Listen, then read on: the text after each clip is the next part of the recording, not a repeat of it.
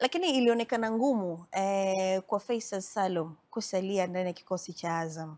Yaani kila mtu alikuwa anaamini ya kwamba msimu huu unapoanza, au dirisha kubwa hili ambalo limetoka kufungwa, ni kwamba hilo ndio dirisha ambalo Faisal ataondoka Azam na kwenda sehemu nyingine. Ilikuwa ngumu kiasi gani au rahisi kiasi gani kwa Faisal kusalia ndani ya Azam kwa msimu huu?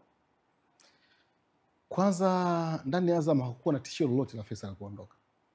Okay. Ni nyinyi tu kwenye media ndio mlikuwa mnayafanya mambo kwa makubwa sana. Na kwa nini iwe tishio? Kwa nini umesema tishio? Nasema unasema ilikuwa ngumu kiasi gani?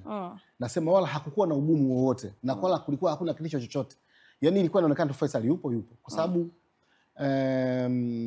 kwanza mkataba wake ulikuwa unakwenda mpaka msimu ujao. Ndio. Bado alikuwa na mwaka mmoja kwenye mkataba wake.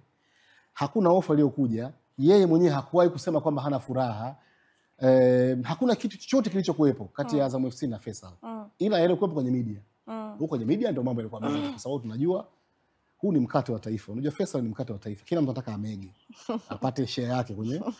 Kwa hiyo ukisema habari ya Faisal ukipost unapata likes nyingi sana.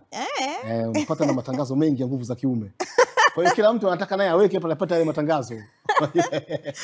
Kwa kila mtu anazungumza kuhusu Faisal. Lakini kiukweli kabisa ndani ya Azam FC kulikuwa hakuna kitu chochote kigumu kuhusu Faisal kuendelea kuwepo. Azam ilikuwa inampenda Faisal, alikuwa naye.